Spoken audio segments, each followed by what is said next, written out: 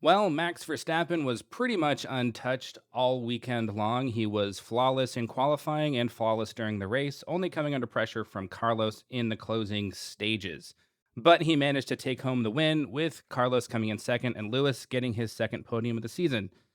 Dan, what do you think of the first Canadian Grand Prix that we've had since 2019? Well, I thought it was a great race. It was, I honestly think the qualifying was a lot of fun on Saturday because it was wet. Yeah, I think it was more exciting than the race, to be honest. It had more edge of the seat type excitement Yeah. because it's wet. Oh, yeah. And frankly, I don't care who my driver is. I don't trust my driver in the wet, Yeah. Yeah. Yeah. because, anybody can put a car into a wall. But, overall, it went really well. I was surprised. There were a couple shocking things that came out of qualifying, Yeah. really, where, the two of the worst guys were the two Canadians. And I know that, I know. So sad. I have, family in Canada and they hate that. It's like, oh, can we be more embarrassed? Right. But, at the same time, Max, as you said, he pretty much walked away with it. It seemed like whenever he needed to turn up the speed, he just did it, but he wasn't Yep. taking any chances. Right. Yeah. Yeah, but he did a great job. But, it is one of those things that in the wet qualifying produces a different grid every single time. There are some drivers excel. I mean, look how well Haas did, in Yeah, that was, I in think, qualifying. maybe the biggest tragedy of the weekend was from Saturday into Sunday, seeing how well Haas did in the qualifying, literally 5th and Yeah. 6th for Magnussen and Schumacher, and then, like, a DNF and well outside the points. It was like, Yeah. man.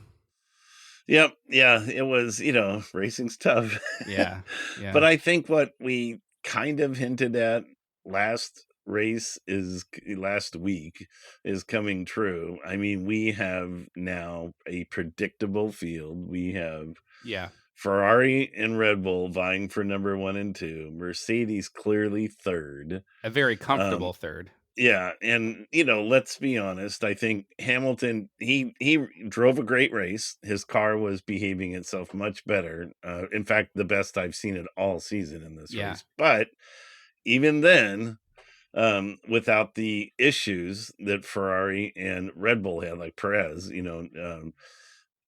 they still would have finished farther back in the grid. He would not Yep. have been on the podium. He would Right. have been in fifth, and they would have been fifth and sixth instead of third and fourth. Yeah, So, that's definitely worth noting. I think obviously with Leclerc taking, was it two different engine penalties for two 10 place grid penalties? Is that what it was? he did. He took two components that Okay. qualified as a power unit, whether that was, and I don't know if it was like the entire internal combustion engine being one component of a power unit these days because you have turbocharger. I know he needed a turbocharger and he needed something else. And I think, since he was going to be 10 places back, Ferrari wisely said, "Hey, I think if no matter where he starts, we can get 4th," and they were only off by 1 spot.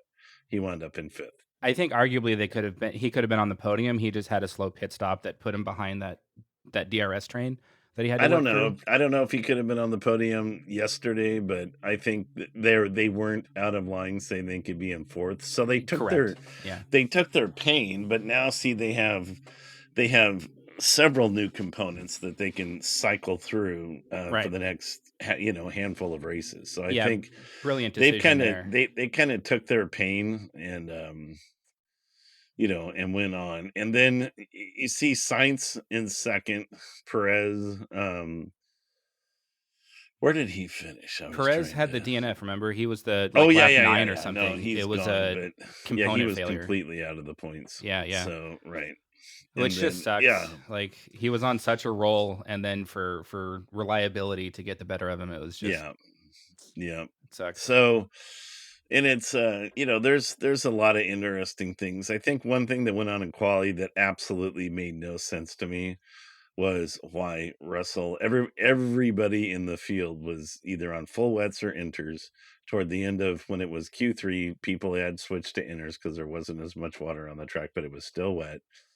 And Russell comes out on slicks. Yeah. So do we need to put on our tinfoil hats this early in the episode? Because I got theories.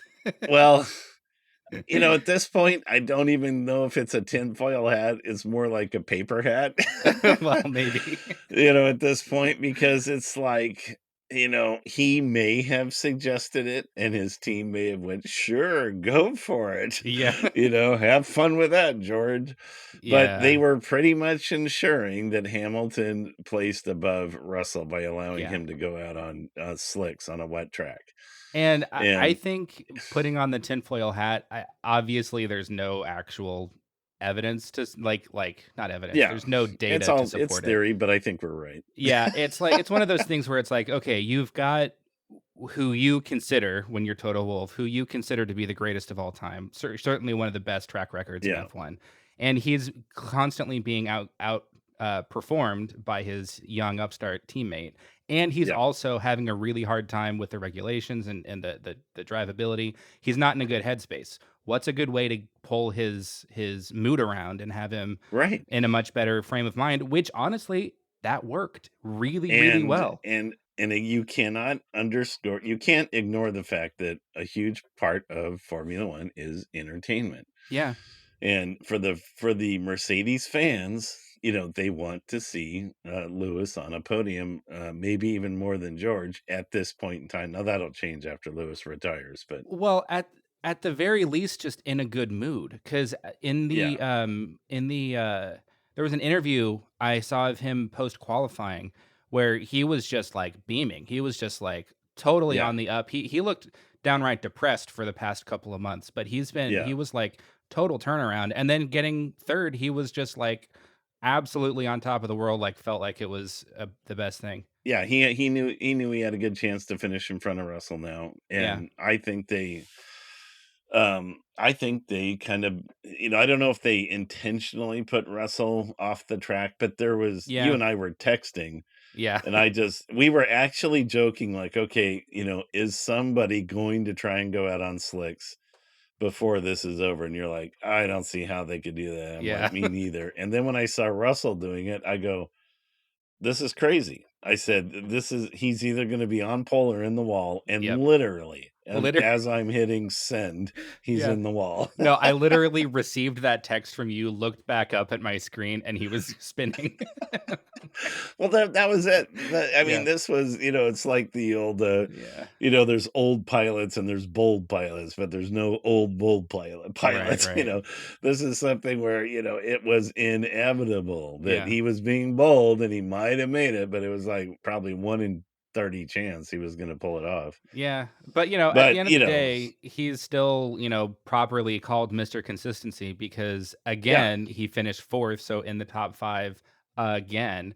And I it think doesn't if affect you're his standings in the drivers' not at championship. all. Yeah. No, If you're looking at yeah, it from Mercedes's perspective, the strategy perspective, they're like, okay, if this slicks decision doesn't work out, he'll still be in a decent starting position yeah, and he'll finish in the top five regardless. So why not yeah. try it, So I'm sure it was team orders, and yeah. it made Lewis happy, and it just shows how desperate he is, even Yeah. when he doesn't earn it necessarily. Well, I don't know He's that you still can happy because say he earned it. that. He earned it by driving, but He at the earned it during same the race time, for sure. yeah, yeah, he drove a great race, but you know what I'm saying. If Yeah. Russell had been in front of him, he never would have been able to get around him.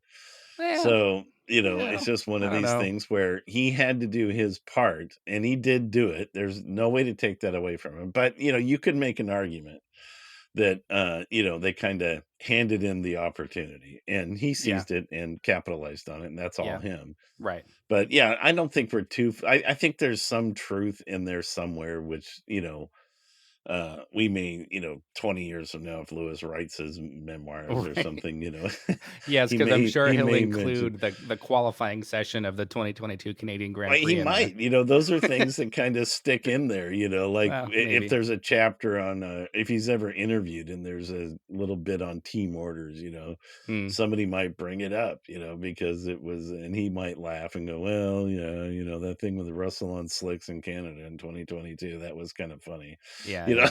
yeah. But anyway, but regardless, good for him. He's on the podium. That's 2 third place podiums for him this year. Yep. Yep. Um, and again, if Perez had not had a DNF, and you know what worries me about Perez's DNF is that was lap 8, Yeah. not lap 68, Yeah, lap yeah. 8. That was, like, really concerning. I was like, "Oh god, is Max gonna be okay?" Like, Yeah, well, oh, man. and that's a legitimate concern, at Yeah. that point.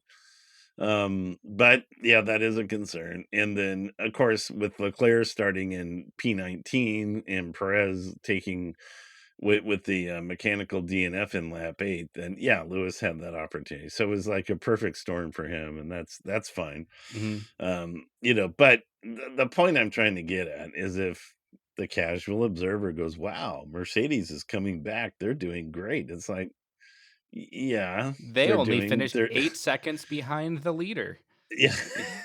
Well, they're a 3rd place team. They Yeah. are not yet, and they could be tomorrow. They could fix everything for the next race. Yeah. But for now, and it is Silverstone, and supposedly, and this, we need to talk about that at some point, maybe at the end. Yeah. But Silverstone is where they promise to have, like the bulk of their upgrades, Yeah. and they could be setting the stage for a massive performance at Silverstone for Lewis, because that's his home track. It's his favorite track. It's where he likes to win the most. And they could have been setting something up for him, like boosting his confidence before going into Silverstone. So there could be a lot behind this. Yeah, yeah. I think that's the other So angle of yeah, it. Maybe they nudged Russell in the direction of slicks for that reason. Is then now Hamilton's riding a little bit of a high for his home race, though. Even it's Russell's home race, so like, I don't know, whatever. for some But reason Hamilton's the only Brit in the team. apparently, It's like Russell's a man without a country. yeah, He's as British as Lewis, but he gets seemingly no love for being British. Not yeah, even from your average UK F1 commentators. They all seem to think Lewis, because I think they all want him to get number 8, and they want him to be the greatest in the world and not tied with Schumacher for the greatest in the world. yeah. And even then, there's an argument that, as we've talked about, the Schumacher, he had a completely different era.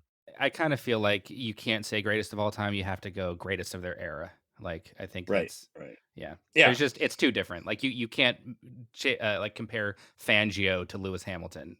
no, So it's like or you even can't. Michael Or Schumacher. Schumacher even, who was much more recent. Yeah, yeah. So Yeah, at and any rate, and honestly, who's to say that Fangio had it as hard as like Jackie Stewart did in yeah, his day, maybe. when a large percentage of drivers were being injured and killed, Well, I and mean, these Fangio guys, was and before that, so they were also dying at that point. well, no, no, no, they were, but the point is that they didn't have the speeds Oh, and things true. like that, Okay. so that there Yeah. was an area like I think the most dangerous period in Formula One was not Fangio's era, Yeah, because the probably. cars simply weren't as fast. It was that Jackie Stewart era, So like that 60s into the 70s, I guess. yeah, yeah, late 60s into the mid 70s, that Yeah. early 70s, kind of that area. You could even go mid 60s to mid 70s. That was a brutal era in Formula One. And Yeah. those guys that, like Jackie Stewart and people like Mario Andretti that endured that, Yeah. at the time, those guys, you got to take your hat off to them, because they Yeah. literally had no guarantee that when they got into the car, that they were going to be home at night at the dinner table with the Yeah. wife and kids. There was no guarantee. Yeah. It's So, it's pretty wild when you look back at yeah, that. yeah. And these guys, and nowadays that's simply not the case. Right. I mean, you You can know, have what happened to Schumacher in Jeddah this year. You have what happened to yes, Verstappen in Silverstone last year. You have I mean, even Grosjean. Like yes, that he would have been dead if that was like 20 years prior. But because yeah, of all the modern safety, he's able to walk out right. with a burned foot and a few, and burned Yeah. hands. And It's a that was miracle. Like, that was the most serious accident we've seen in F1 in a long time, yeah. because he almost didn't make it out, and Yeah. that was a weird wreck, but he did, and he got out, and he fought his way out, Yeah, yeah. but it was not a given, and that's worth its own little discussion. That was a Yeah. crazy wreck. But anyway, coming back to it, I'm just saying that you're right. So, and people interpret history in light of their own era. Everybody does, True. nowadays anyway. So people nowadays want to say who's the greatest ever, even though they don't know much about the past. So Yeah. whether it's Well, baseball, football, Formula One, or anything. So yeah, I think a good example of that is Senna. In my opinion, he's the greatest of all yeah, time, better than Schumacher. But he only won what, 3 championships?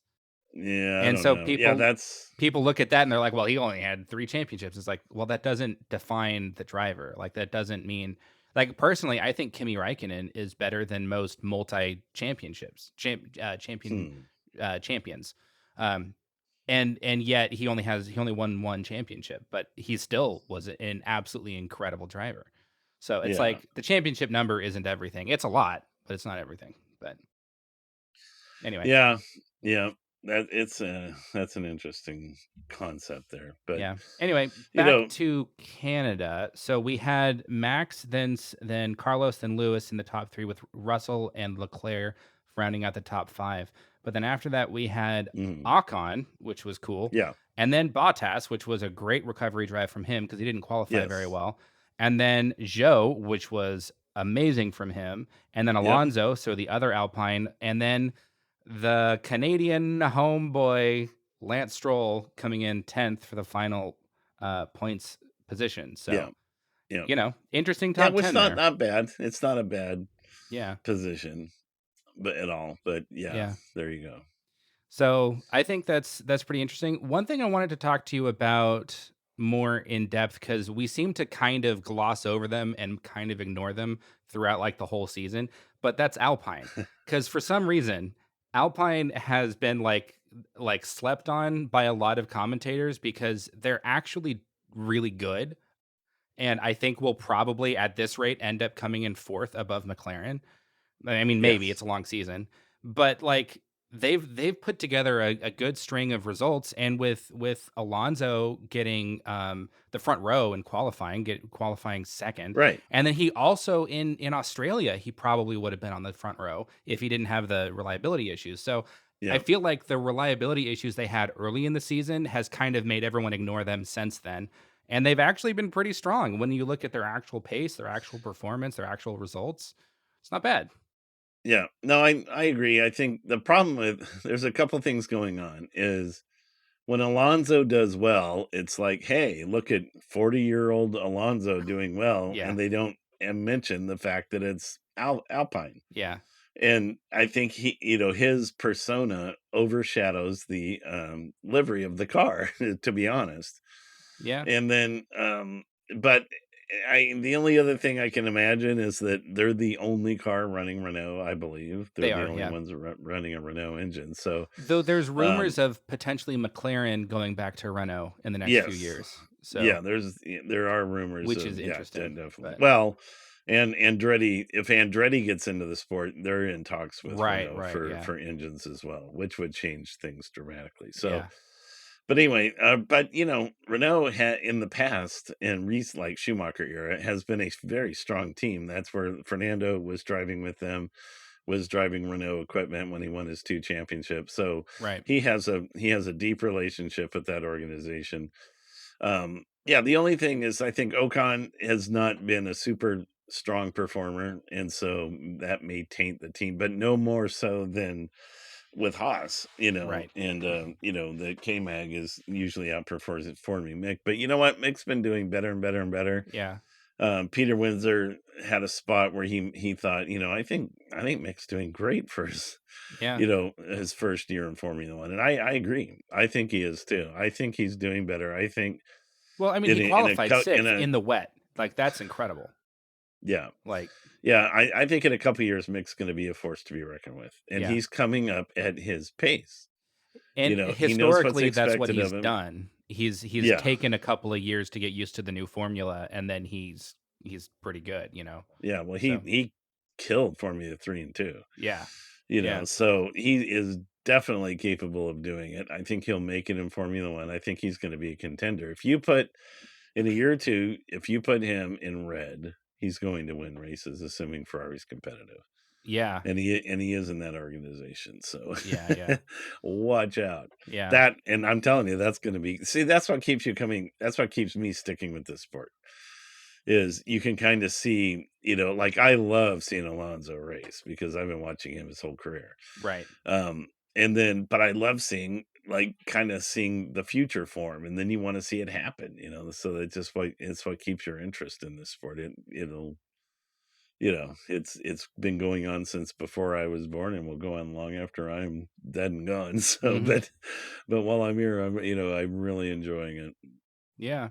Yeah. Definitely. Following up on Alpine, though, a little bit more, I do find it very interesting because other than the DNFs that they've had, they have always had at least one of their drivers and usually both of them in the top 10. Usually in the bottom end of the top 10, but points are points. And Yeah. like that's more consistency than we see out of McLaren, than we've seen out of maybe even Mercedes, though they kind of got their stuff under control at this point. But Yeah. Now, like that, Mercedes, historically, they're usually pretty tight. yeah, yeah. Yeah, but I was just looking through all of the different results. Alonso, yeah, yeah. So every race, unless I'm just blind, every race they've had one of their cars in the top 10. Yeah. Yeah. So Yeah. Alonso is, he's going to be good for the team. He helps with development more than Ocon can, but Ocon's going to benefit from Alonso's experience in car development. yeah, It was really smart bringing him back. But Alonso is, what's different about him, and I don't know about other Formula One drivers that are his age that have retired, but he maintains a grueling workout schedule. yeah. His wife is competitive in different areas. They're like Spanish power couple, and Mm. they continue to work out. They're very busy, and this is really nothing. It's not a huge switch for him to be back in the car because he's always doing something. He has his, and then after Formula One, after this, second, session is over in Formula One, he's going to move to Indy cars. He's already got it planned out. So Does we're he? going to be Okay. watching. Oh yeah, we're going to be watching for Fernando. He'll be at the Indy Hey, 500. good for him, man. Yeah, we're You going to know, be watching him for a long time. I mean, Hopefully. Elio Castroneves still races in Indy, and he won the Indy. Was it last year, tying the most ever? Like, won the Indy 500. Yeah, I yeah, think it was last year. And yeah, it the might have been dude's last year. mid 40s, so you know, Yeah, the old yeah, guys yeah, have still and got it. you have Tony Kanaan, who's Oh yeah, like 46 or something. yeah, And and in the history of Indy, like AJ Foyt, he was competing into his 50s, and he didn't run all the whole year, but they ran the Indy 500. Mario Andretti yeah, was trying to qualify in his 60s when they yeah. had no driver, Wow. 20 years ago. And in practice, he hit at full speed, like 225 miles an hour. There was some debris in the Oh front no. straight or back straight, and he didn't see it. And the car went in the air and did a 360-degree loop and landed on the wheels, and he was fine Oh my at like god. 62 or 63. I'm not kidding. You'll have to Oh look that man, up. that's Oh, it was crazy. amazing. And it's like, and there's Mario, and he still drives the two-seater car that I he helped know. design to give people rides, and he's in his 80s. So Tony Kanaan is 47 right now. Tony Yeah. Kanaan, and he literally raced in Indy a couple weeks ago. And he was in the Um, top 5, I think, of finishers. So, yeah, he was up there. Mario Andretti currently is 82, and he still drives yeah, the two seaters. yeah, Yeah, exactly. So, and it's genes, and being and keeping in shape and yeah, just not, succumbing to the couch, when yeah, you get yeah. older and things That's the like that. toughest part. Yeah, but these guys are they love racing. They love being around it, and they keep themselves in a reasonable state of fitness. Yeah, And especially the drivers, the ones actively driving like Tony Kanaan, yeah, yeah. that's at his age, it gets harder and harder to do that, but he works hard for that opportunity. Well, your race craft doesn't change. What changes is your reaction times get a little bit slower, and then obviously the physical aspect of it, which is Yeah, oftentimes understated by people who don't really know much about it. Because you're like all those G forces that the cars are subjected to, you are as well, pretty much. yeah, Like you get thrown around in there, and it's very physically demanding. And the older you get, the more that taxes on your body. So staying in shape is yeah, extremely important. And Yeah. Yeah, and age hits everybody at a different time. True. Like Yeah. I literally can remember when I was 40 thinking, I don't feel any different than I did when I was like 21, 22, and I didn't. Yeah. I had no effects. My vision was perfect still. I didn't need any reading glasses. I remember doing 800 miles in one day on the motorcycle, like 820 miles, and through treacherous, February conditions with cold and rain and everything else. And I felt great, and so to a certain extent, when you get in that age, and that's where the same age Fernando is now, here's what you have more experience than anybody, and you're Yeah. still in good shape, and you're Yeah. still good, and you still have your reflexes. And so for he's going to be dangerous like for a year or two, Yeah. because he has more experience than anybody, and he's still got most, I would say he's probably 90-95% there as far as reaction time and things like that, but he knows what to do. So Yeah. you can work smarter as you get older. Now, once his eyesight, mid 40s, that tends to go, then that's the stuff that's going to be really annoying and make you feel like Yeah. you're 100 years old. But But yeah, I mean, if he's still able to, in the wet, in a car that is not as competitive, put in a time that's ahead of a Ferrari, which is yeah, vying for the championship, and only, I mean, it was several tenths behind Max, so that is fair. It was like 7 tenths back, but still, I mean, he beat out, like, obviously two faster cars with the both yeah. Mercedes and the Ferrari, and And in the wet. frankly, he could have put the thing on pole. It was in position to put it on pole. He didn't miss it by much. Yeah, well, it was like 7 tenths, so it was a good chunk, but I don't think it was. I don't it, know if it was it might that have been much. 5 tenths, but it Yeah, I was don't think several it was tenths. quite that much. But Yeah, I think the other story of the weekend that I found really interesting was in free practice, especially free practice 3. yeah, Sebastian Vettel was on fire. He yeah, was fast. yeah, yeah. And he was vying for the top 3 or 4 positions, and then when it came to quali, they changed something in the car between, FP3 and Q1 for, qualification on Saturday, and the car was just a different car. I don't Mm, know what they did to it, but whatever it was took all the, fun out of the car. And I felt bad for him because in practice, he looked like he was gonna be, amazing, and mm. I expected him to be way up there, Yeah, and, he qualified he just wasn't. 17th. Yeah, Ugh. and in practice, he was in the top 5 Yeah, routinely, certainly in the top 10, but I think he was in the top 5 and after several. in roughly similar conditions too, because wasn't it raining during Q3 Yeah, yeah, or and yeah, FP3? in free practice 3 for Yeah, sure. Friday practice was dry. yeah, But yeah, but he was just screaming, and I thought, "Oh, this is gonna be interesting," What I thought was Aston saved something for the Canadian Grand Prix because of Stroll, but Vettel's taking advantage of it, and it just didn't turn out to be didn't translate to qualification, didn't translate to Sunday. yeah. Now he So, finished 12th, yeah, so not that far behind Stroll in 10th, but still 12th is, like, but it's it's not nothing compared to his practice is what I'm right. getting Yeah, at. yeah, That's the story. There is a story there, and I don't know what it is, but I'm guessing in the next 2 weeks. Sadly, we have to wait 2 weeks until Silverstone, but I think yeah, in the next 2 weeks, that'll come out a little bit. yeah, But, yeah, that was kind of a one of those little flags I had to talk about, it's like, "What happened to yeah, Aston Martin?" yeah. So, talk of the town, we would be remiss if we did not cover it a little bit. We talked about it last week, but the FIA has intervened in the porpoising bouncing issue, or Yeah. have they?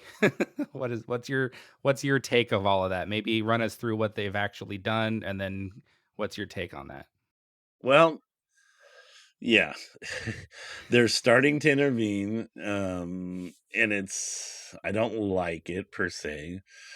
They're measuring, instead of measuring the impact on the drivers, they're measuring, like, how much wear is on the bottom of the cars.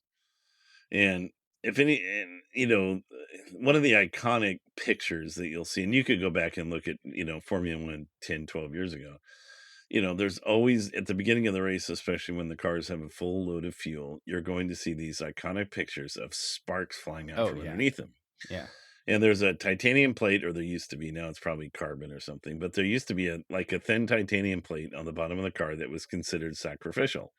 Because the cars were so low to the ground, they would sacrifice that, plate on the bottom, that thus the sparks, in order to, achieve the, ground force, the downforce with the ground effects of the car. So, but now they're going to be measuring and making sure the cars are a little, they're have enough space to where they're not going to ground out, and that's not the problem. And I think that could negatively affect Red Bull and could negatively affect Ferrari and could Yeah. benefit Mercedes overall. This kind of was a ping pong ball that went back and forth where we thought, hey, this is going to be worse for both for Mercedes and Ferrari, and then Red Bull will be fine. But then based on the race results this time, I don't necessarily, I'm a little concerned about it for Silverstone. So, and that may be another reason why Lewis is so excited right now, because he may think he got the changes that he needed to be competitive in Silverstone. I actually have the opposite take about that personally. Huh. Um, Based on Canada, though, based on what you saw in the results? yeah, what I saw was in Azerbaijan, Mercedes making the biggest of stinks they could possibly make Sure, yeah, because they were having performance issues basically. But then right. also, In order yes, to get the granted, FIA to intervene. yes, but also granted there was an impact on the drivers. However, we tinfoil had it about that last time out about that was probably more performative than substantive, even Yeah, though there yeah. was probably some Well, substance. this is all part of the plan. I mean, so Right. far we're in total agreement. Right. So what I saw is that right before, like the day before, maybe 2 days before, the FIA put out their statement saying, "Hey, we're gonna be monitoring this stuff because you guys are, raising this to our level, so we'll Yeah, start monitoring it." Right before that happened, Mercedes put out a statement. One of their chief engineers put out a statement where he was like, "Yeah, we pushed things a little bit too far and we're too rough on our drivers. Sorry about that." right. And I'm like, okay, that's not at all what you were saying in Azerbaijan. You were saying that it's a fundamental problem with the design of the regulations, not your setup. And then suddenly in Canada, there's no problem at all. The drivers are Right. perfectly fine. There's no porpoising. It's like, huh? Suddenly, right now, when they start to monitor the issue, suddenly there's no problem. It's like gee, I wonder why that's happening. Like, I personally think that they were wanting actual regulation changes, which didn't happen, and they're like, "Ah, crap, they're gonna be monitoring it. Okay, we gotta do something." Which turned out to be of benefit because it's now a much more drivable car, and Hamilton actually performed better with the not the without the Well, and this porpoising. is this kind of honestly, it proves my point. He performed relatively better because the other cars probably had to raise their ride height, Oh, that not could to be. come under the scrutiny of the FIA, That could and be. that's what I was getting at. I think Ferrari and Red Bull had to raise their height a little bit because of what went on in Azerbaijan. Baku. Azerbaijan, Azerbaijan, Yeah. Baku. And, sounds like a Star Wars town, sorry. But oh no, they're at the Dark Empire is at Baku. So, anyway, There is a planet but you called see, Jakku, so I get that. yeah, exactly. Anyway, But you see where I'm going with this, and so, and I think this is why Lewis is so gleeful, because he thinks he literally has a chance now to do better. But I think at a smooth track like, Silverstone, that, my guess is that Red Bull's gonna lower the car back down a little bit and say, "Look, guys, we don't have the problem." So it's not the FIA choosing to measure underneath the car is not the approach I would take. yeah. What they need to do is they need to measure the actual physical impact on the drivers, and Yeah. Lewis was still bouncing in the car in Canada. If you saw a helmet, No, he was true. not just sitting there smooth as could be. It was nowhere near It as bad as Baku, but it was still Well, there. they didn't show nearly as much either, which I thought was weird. Well, if you saw the straight now also in, FP1 or 2, I forget, Hamilton had a different setup, and it was miserable for him. And Yeah. then he went to Russell's setup, and it was great. So it was like Yeah. That's kind of funny. Yeah, But which in he should have done a long time ago. But I mean that what I was talking about, that view that's next to the air intake that shows the top of the helmet from yeah, behind, yeah, that view for some reason, and I'm not saying it's a conspiracy, but they didn't show that nearly as much in Canada as they have in previous races. But when they did show it, his he was bouncing pretty good in there. yeah. But yeah, what I think the FAA should do is like forget the car because at the end of Right. the day, the car is not necessarily relevant. I mean, it's correlated, but not necessarily causative. What I would do is I would put like two, three sensors that are Right. just like accelerometers in the driver's suit on their Yeah. back and have them like one at the base of the spine, one like at the top of the spine, one in Yeah, the that's what helmet, we were and saying just last week. Put measure. sensors in, Yeah, and I yeah, but, like, in their suit, so you can, like, see the actual impact on the driver. Because sometimes, like, even Leclerc, when Ferrari has a lot of bouncing, Leclerc's like, "It doesn't bother me at all. I don't feel it. I'm fine." yeah, And so, like, with him, it's like, just because the car bounces doesn't mean the driver is being impacted. yeah. So, like, you need to measure what's happening to the driver, not what's happening on the car. Yeah, yeah, that's what we talked about last week. Whether it's in Right, the right. suit or under the seat or whatever, you have to measure the G forces on the spine, and that I believe will be coming for Yeah, next year. But the problem is hopefully, that yeah. now they're just looking at the right height of the car, and that's my issue. And I just think Yeah, that's a stupid thing to do if the cars don't have a problem. Now, the only yeah. reason it isn't, and there is a reason, but it's really a reason just for Mercedes. And you had Russell complaining that the car was undrivable, and Hamilton, in the sense that it was hitting the ground so much it was dangerous. And Lewis said, "I almost lost it in a turn and went into the wall." And that's why I don't believe a word of that. And the team could have corrected it, so it's not an FIA issue. But when the FIA goes, "Well, gee, we can't have that. That's an unsafe car. You guys need to raise them up a little bit," and they're going, that's what bothers me, because that applies to Ferrari and everybody else.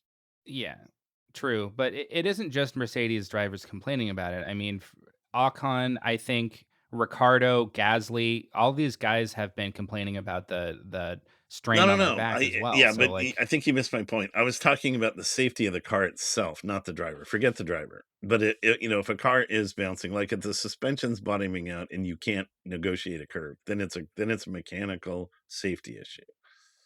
And okay, that's what they were also claiming, the Mercedes guys. Both Russell and Hamilton were claiming there was a mechanical safety issue. And that has not been complained about by any other team. It was just simply the porpoising itself due to the changes in the regulations. So that's my issue, is they okay, pulled both cards out over after Baku.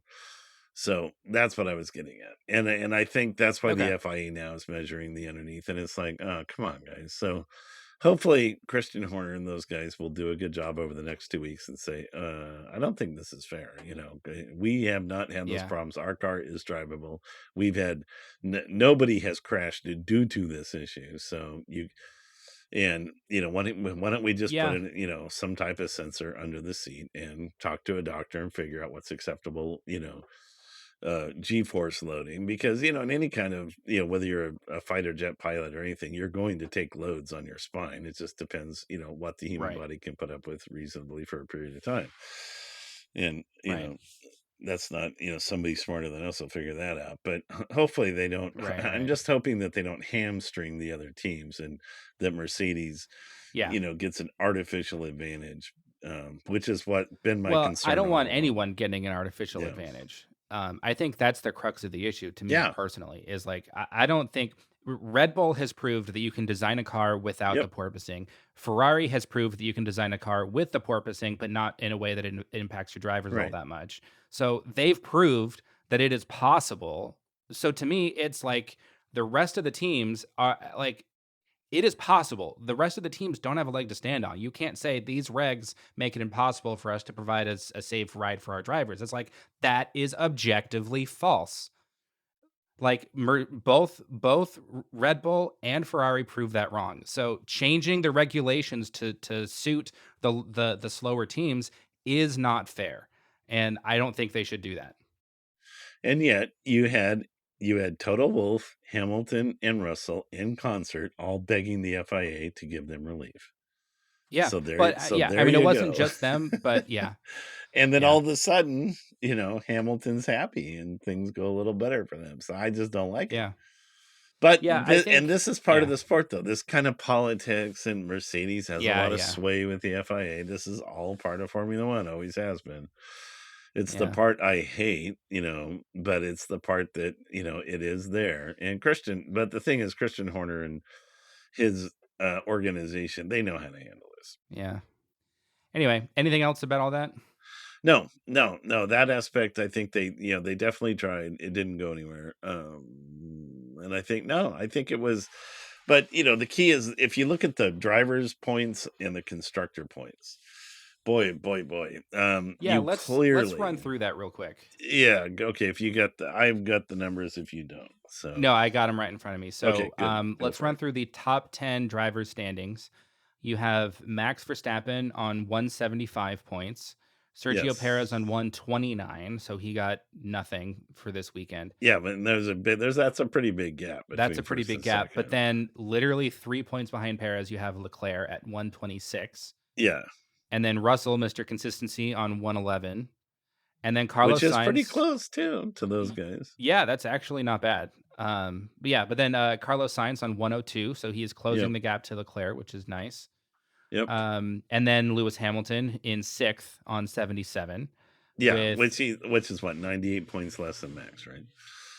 So, something like yeah, that. looks like yeah. So, 70 175 to 77. Yeah. there you go. Yeah. So, and that's a huge spread. Yeah. So, Lewis is not competing for the championship at this point No, in time. not at this point. Lando So, Norris then in seventh on 50, Valtteri Bottas in eighth on 46, yeah. 46 points, Esteban Ocon in ninth on 39 points, and Fernando Alonso in 10th on 18. Yeah. So Yeah.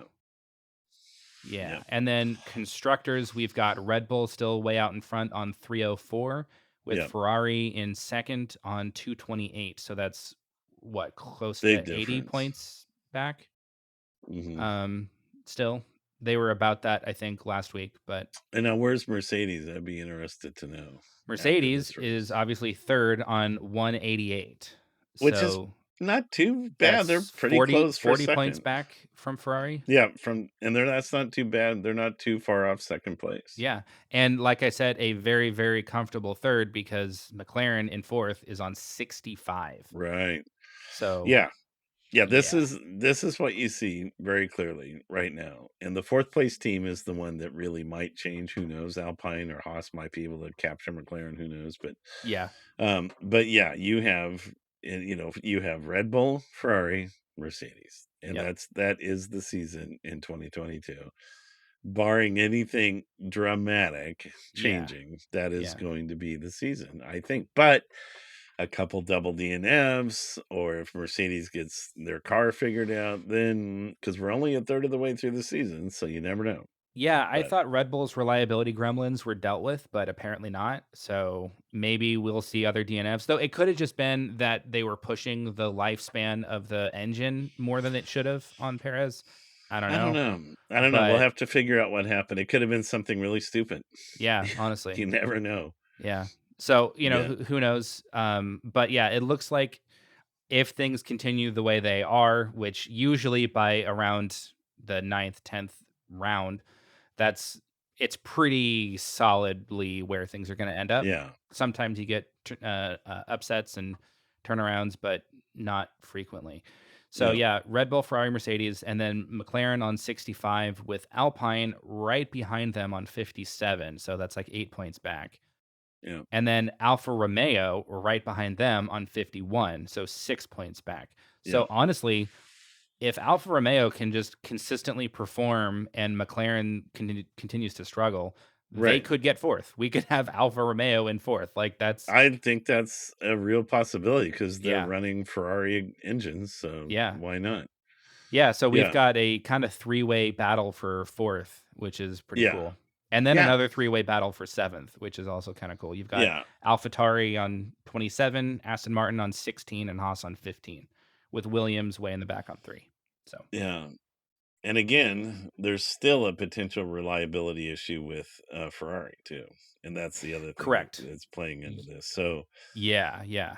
yeah, so you have Mercedes are not super competitive, but they appear to be for the most part reliable.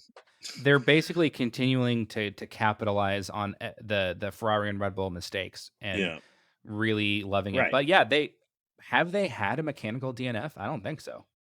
I don't I think they've had one all thought year. they might have had at least one, but that's a good question. We'll have to look at that. I But the thought they fact that did. we even need to think about it proves that they're very reliable. I So thought they had a brake issue or something, but yeah, I don't know. But maybe.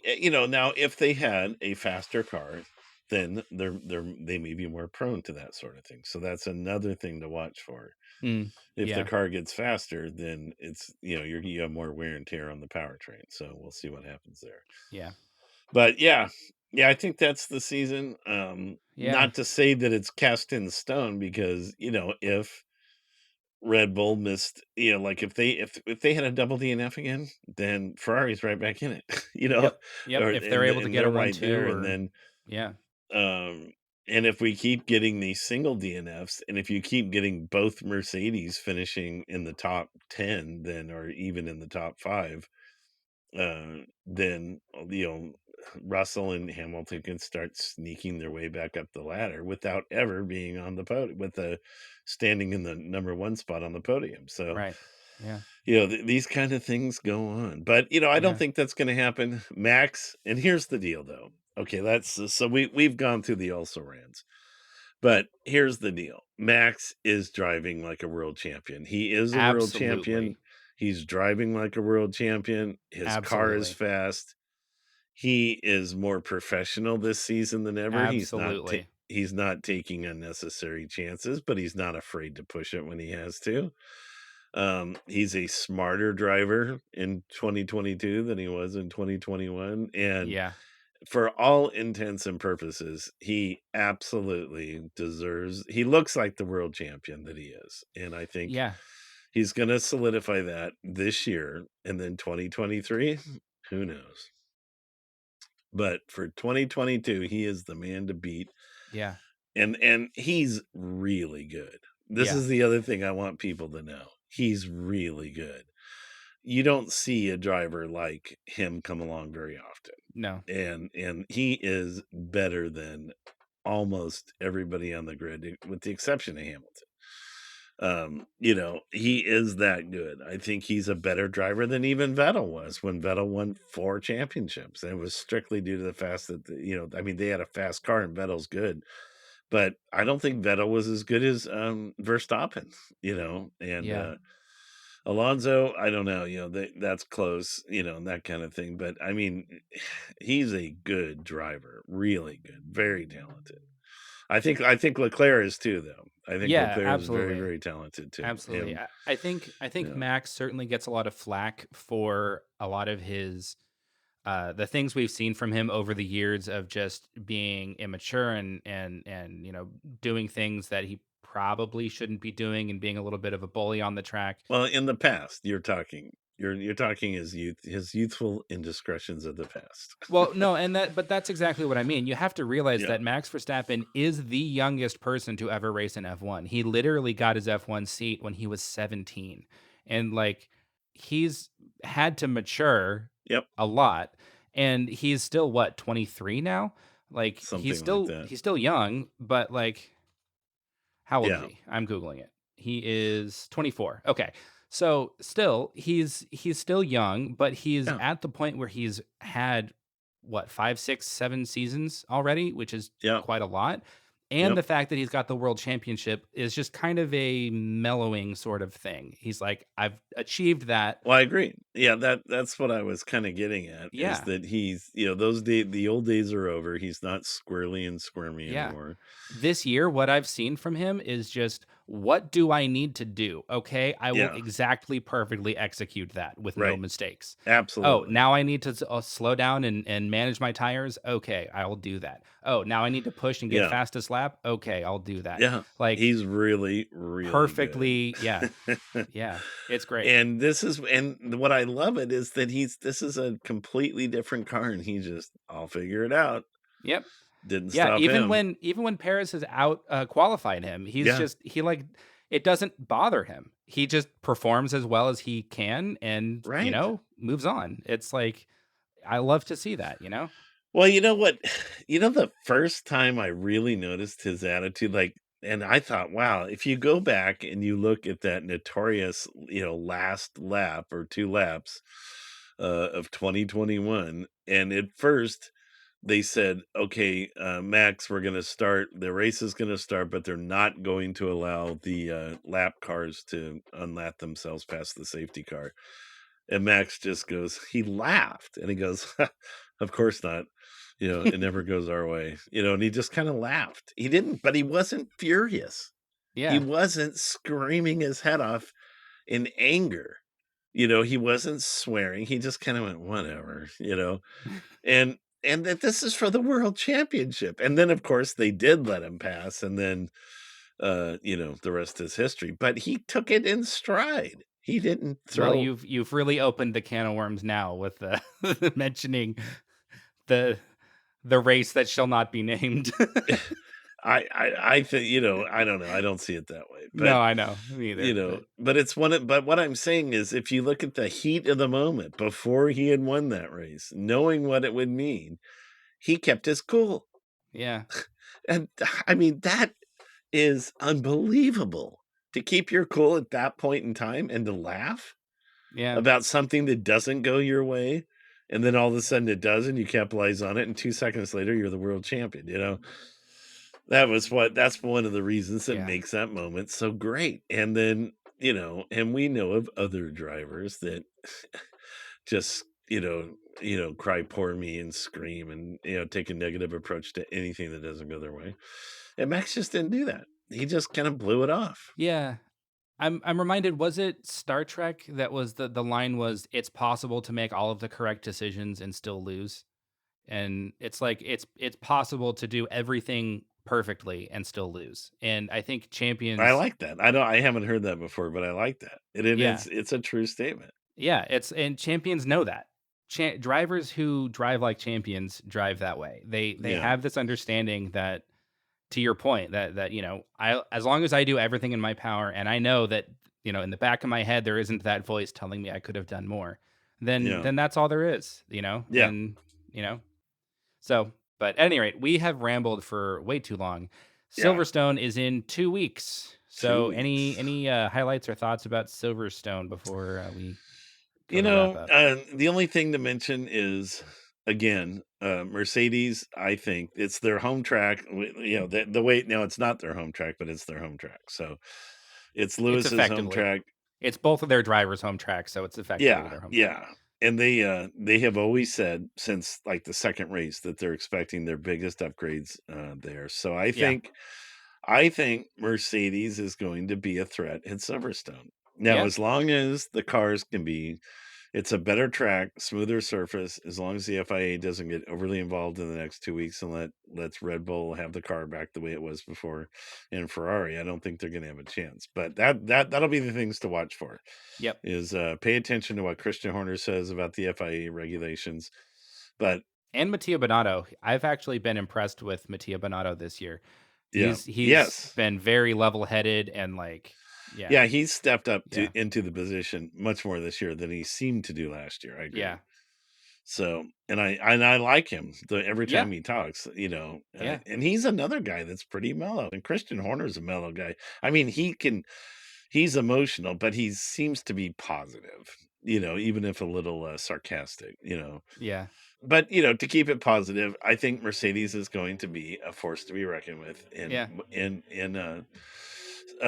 Silverstone more than they have at any other track. And as long as Mercedes and Ferrari are freed up to fight effectively and fairly from an engineering standpoint, I think it'll be great. So I'm looking forward to a good. I wish it was. Yeah, I hate waiting 2 weeks or stuff like this, but we yeah. gotta wait. So Yeah, for me, Silverstone is one of my favorites, honestly. I really like the track. I would put it up there with Spa and probably Coda. I think those are maybe my top 3 favorite tracks.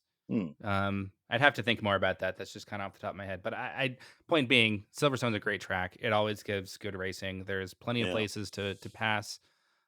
It's always competitive. You always have these drivers like Lewis that seem to just find, an extra, couple of tenths in qualifying when no one else can, and like Yeah. that's always really cool to see. So either way, it's going to be really exciting. Do we know if there's a sprint race? Because I know there's two more planned. Was Silverstone one of them? I believe there is. I believe it is a sprint again in the British Grand Prix at Silverstone. It's a sprint race weekend, Um, I'm pretty sure. Let me see. I'm 90% sure. Imola. No, it is not. It is not this year. It is Brazil, Imola. We already saw, and then Yeah. Austria, the Red Bull Ring. So, Oh, really? yep, They moved it to Austria. yeah, Okay. okay. So no sprint then. Interesting. Interesting. So Oh, you know what I was thinking? Last year, it was the first one. I think that was the first yes, sprint race was last year there, and they yes. had it I in. was thinking they would follow up this year with one in, but they did Yeah, Brazil both years instead of Silverstone both well, years. So so much for my I'm 90% sure. I'm 90% sure it was last year. yeah. At any rate, Silverstone's a great track. It always gives good racing. There's plenty of places to pass. There's lots of interesting things that can happen. So I'm definitely looking forward to it. And like you Yep, said, I hate to wait 2 weeks. So, yep. But we will. We all have to. right. So that's going to be it for today. Thanks so much for tuning in to F1 with my uncle. We've been Matt and Dan. Thanks so much for tuning in. And until next time, take care of yourselves.